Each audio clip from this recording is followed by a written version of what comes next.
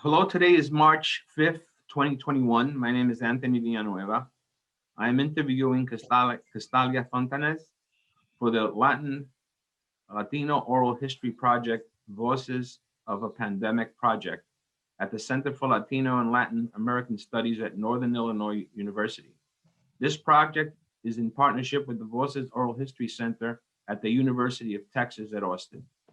Please know, Ms. Fontanez, that this interview will be placed in the Northern Illinois University libraries and will be shared with Voces Oral History Center at the University of Texas at Austin. If there's anything you do not wish to answer or talk about, I will honor your wishes. Because we are not conducting this interview in person, I need to record your consent. So I'll be asking you a series of 6 questions. Okay. Do you give the Center for Latino and Latin American Studies consent to archive your interview and your materials at the University of Illinois Library? Yes. Do you grant Northern Illinois University's libraries the right, title, and interest to copyright over the interview and any material you provide? Yes. Do you agree to allow Northern Illinois University libraries to post this interview on the internet where it may be viewed by people around the world? Yes. Do you grant the Center for Latino and Latin American Studies consent to share your interview and materials with Voces Oral History Center at the University of Texas at Austin for the inclusion in the Voces of the Pandemic Oral History Mini Project, which will be posting the interview on the internet? Yes. Do you wish for us to share the rest of your interview in your public file available to researchers at Benson Libraries? Yes. And on occasion, the Center for Latino and Latin American Studies and Voces receive requests from journalists who wish to contact our interview subjects. We will only deal with legitimate news outlets. Do you give consent for us to share your information, your phone number, or your email with journalists? Yes. That concludes that part of the questionnaire. What I'm going to ask you now, Castalia, is tell me a little bit about your experience with COVID.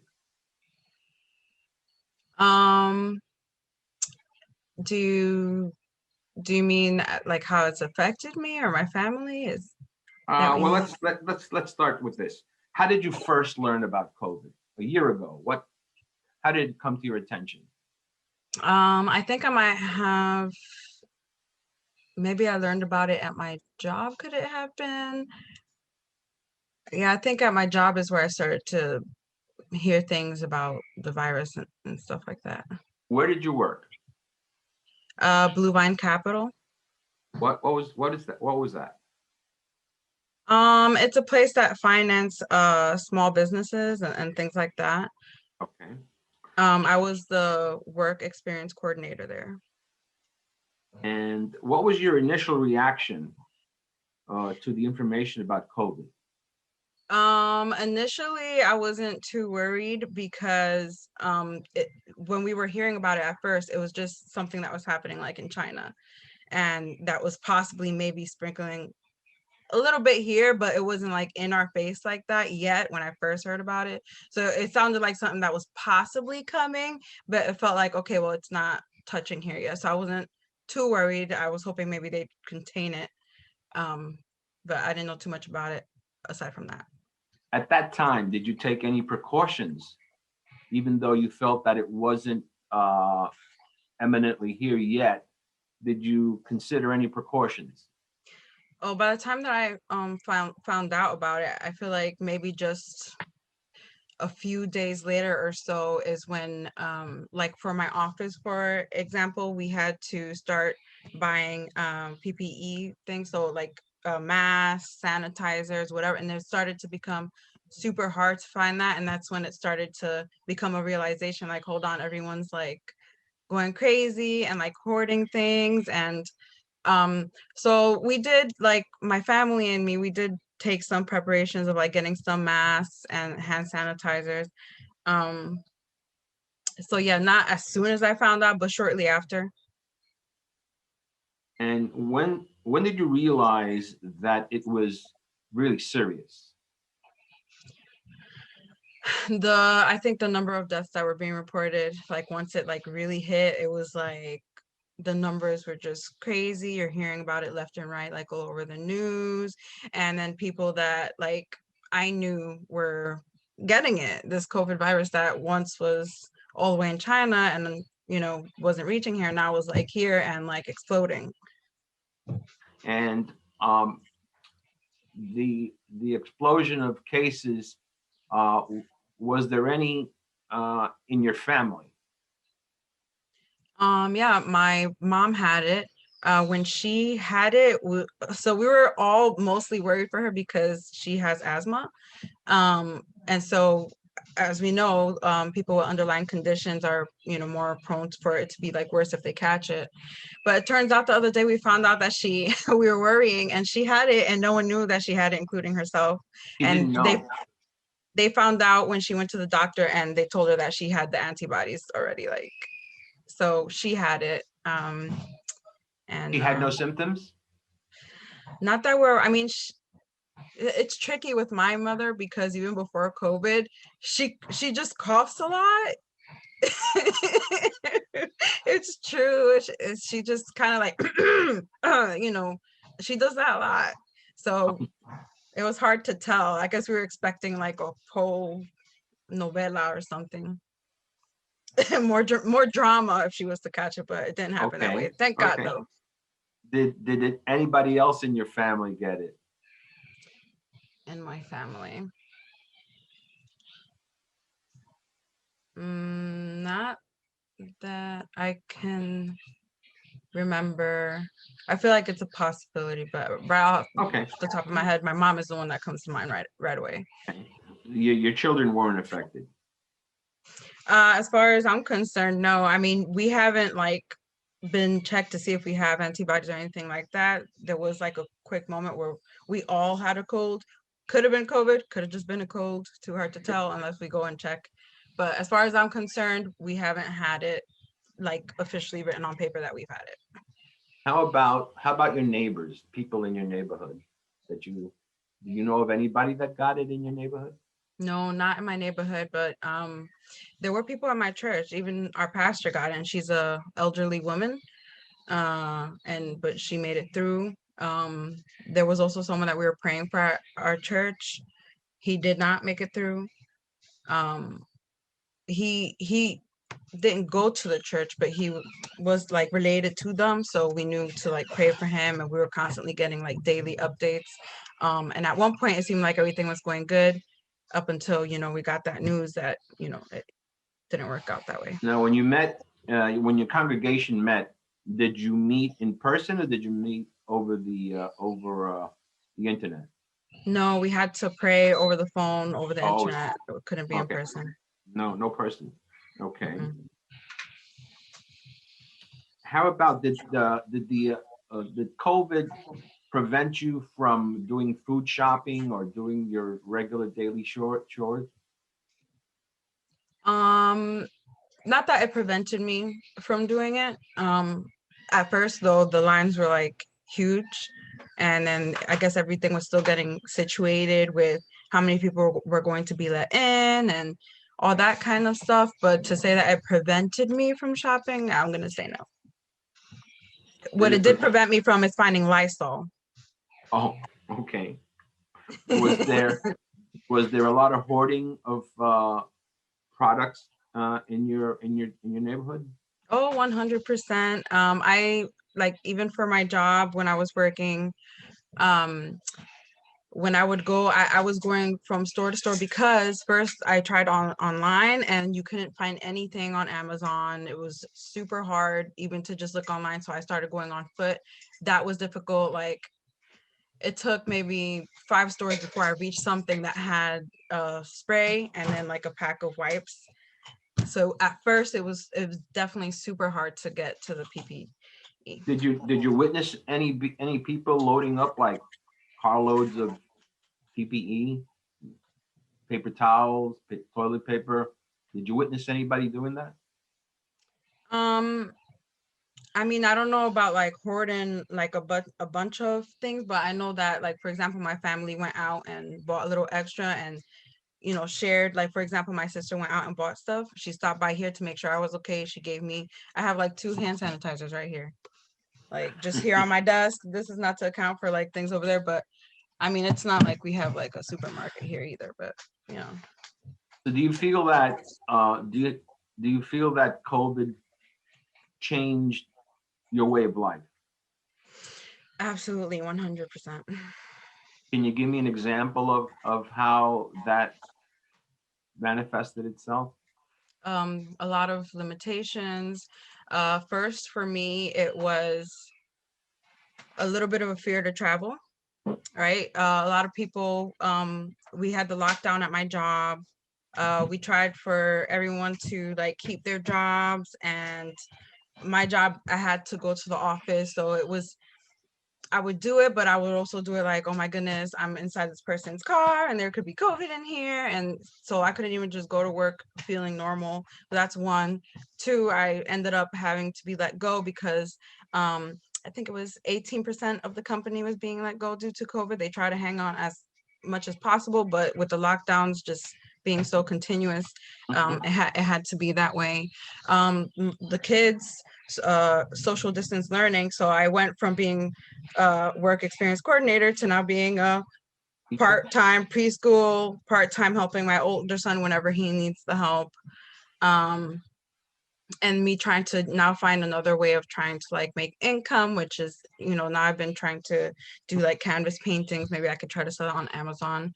So a lot of things have changed in my life since the COVID, also, I mean, there's been,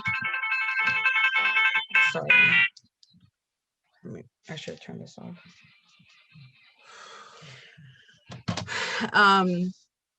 Sorry, what was I saying? You were talking about how this impacted your family and how you had to become a teacher and Yes, right. still So look for employment. right, look for like something else. I mean, I was still, luckily I was doing my school online, and so that hasn't changed. I'm still working on that. But it's definitely had a impact. Like we can't even try to go to restaurants now. Like before we were at least free to, it's like so many things. And not only that, but the politics during this time, like and the media, I feel like everything's just so, I don't know, I'm manipulating. Overwhelming. Yeah, Overwhelming. overwhelming, because there's like just so much happening, and then all we get to see is what we see on the screen, because now we don't even have the freedom to, I don't know, live like Americans, I suppose. And did the COVID prevent your family from meeting, like for birthdays or any special occasions? It stopped families. It didn't stop mine. Oh, okay. You all got together for special events? Yeah, I mean, it wasn't like extremely big because, Right. when there was a birthday, we know how to party. But we invited like at least like the main Yeah. family members, like my mom and Right. my uncle and Ilya's cousin and Right. things like that. I guess you could say it's less. Like it wasn't like, yeah, everyone come over. It was more like, okay, chosen few get Yes. to come. And when you had these gatherings, did people wear face masks? No, they wore a face mask to get here, but like once they were here, like none of that. Other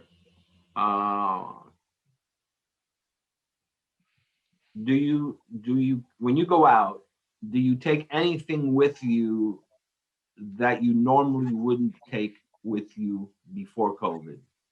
Like you were Yes. talking about hand sanitizer. Right.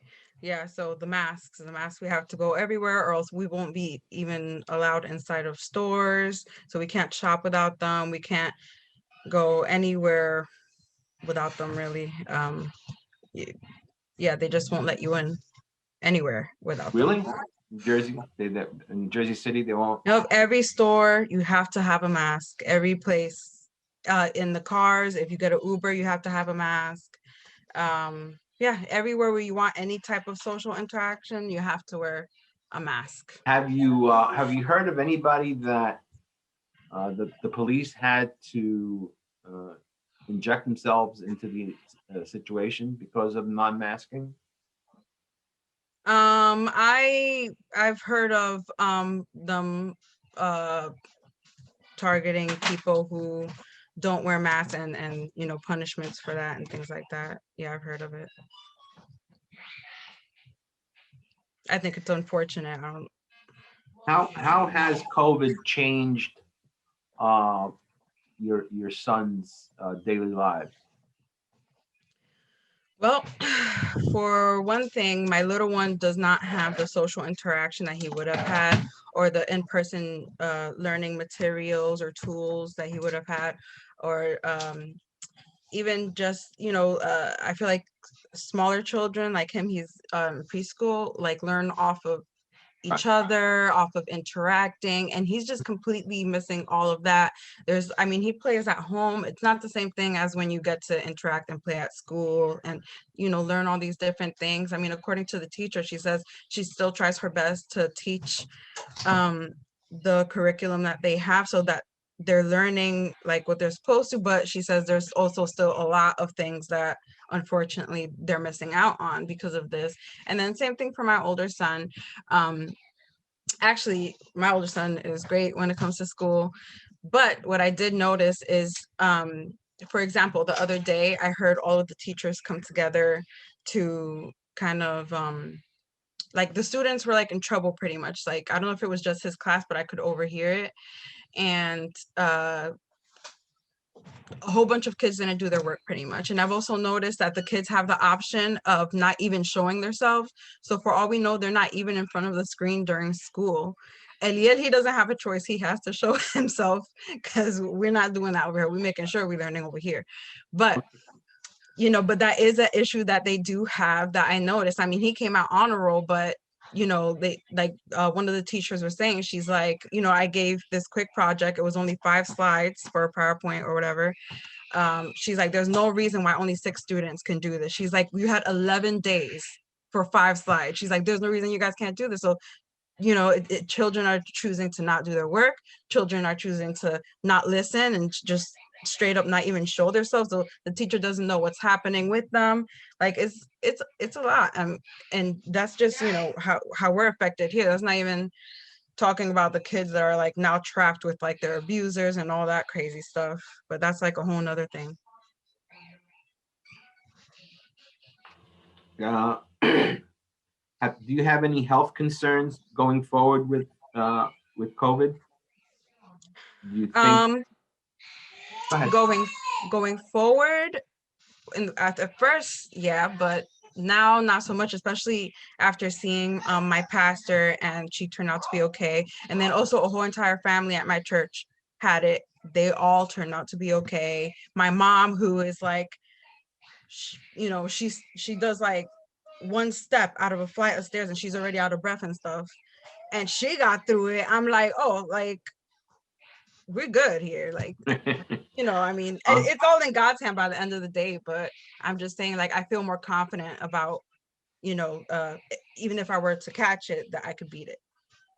How about vaccines? I know that they're not available to you right now because hasn't reached your age group yet. But are you going to get the vaccine when it's available?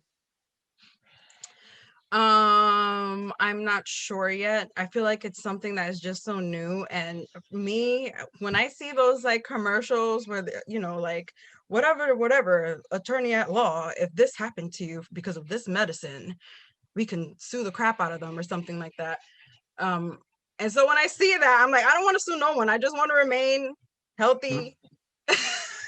So I feel like, I don't know, it's hard though, because they're saying that the kids can't return to school unless they get that.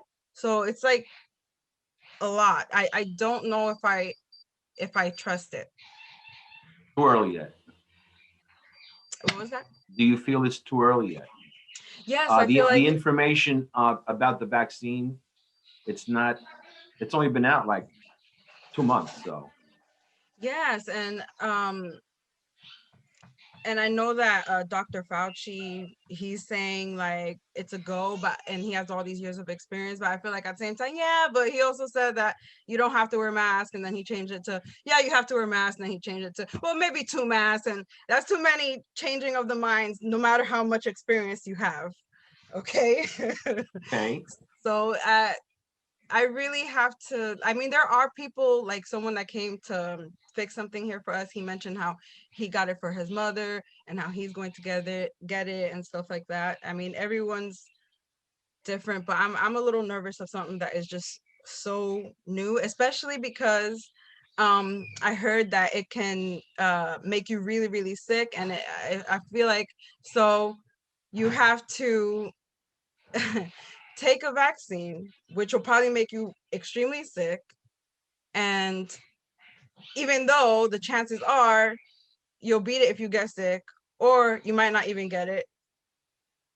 So you have to be sick in order to not be sick. I don't know. Okay. You might Okay. not have even been sick. Like, it's like, Yeah. Like your mother, she was sick. She didn't even know she was sick.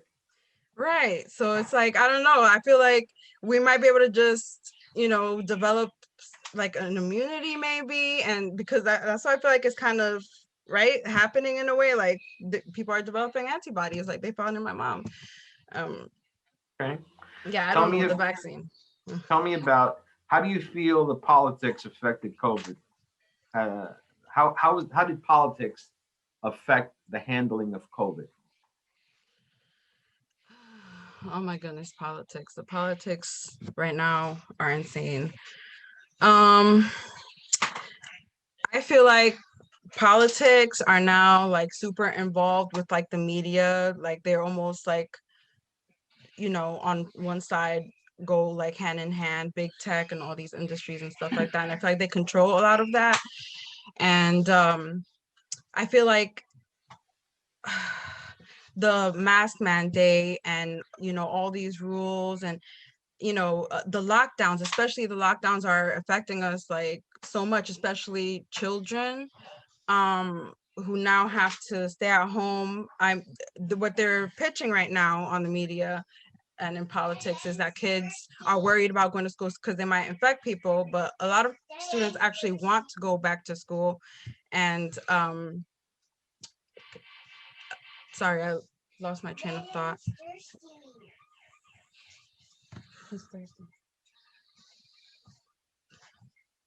Sorry, my little one's thirsty. He won't You, let you, up until he gets that drink. do you want me to stop the recording until you? Aaron went to go take care of it. He had his music in his ear, so he couldn't Oh, oh, hear okay. it. All So, right. You were telling me about how concerned you are about the way oh, politics. right, the politics. And so the lockdowns and how it affects the kids is what I was saying, and how I've read how some of the kids, they're, increased suicide in children because of this. There's a rise in child abuse. There's a drop on the amount of calls made to child abuse hotlines, and a rise in the amount of severe cases now going to the hospital. So, and the reason is because teachers, counselors, all these people that usually raise the red flag now can't do that because they can't see them in person. Like I said, they have the option of not even showing themselves, and no one knows what's happening. And so I think politics are screwing everything up, and showing a lot of one-sidedness um in the media, and not talking about um everything subjectively, or yeah, Do you feel objectively. comfortable in your home finances, or has COVID impacted your family income? I feel like we are like okay, we're managing okay. um we obviously I could have still been working and I'd be making more. Now I'm just trying to find another way to make money. Okay. So definitely it did have an impact, because obviously if I still had my job, we would have more. Okay. Is there anything else that you'd like to tell me about your experience with COVID? Not right now that I can think of. I think that's it. Okay. Yeah. No, no, yeah, I covered all the questions. Um, I just wanted to know if there was anything else you wanted to add. So I want to thank you for taking the time out to share your experiences. And when this gets ready for posting, I'll let you know. Okay. I'm gonna stop the recording now.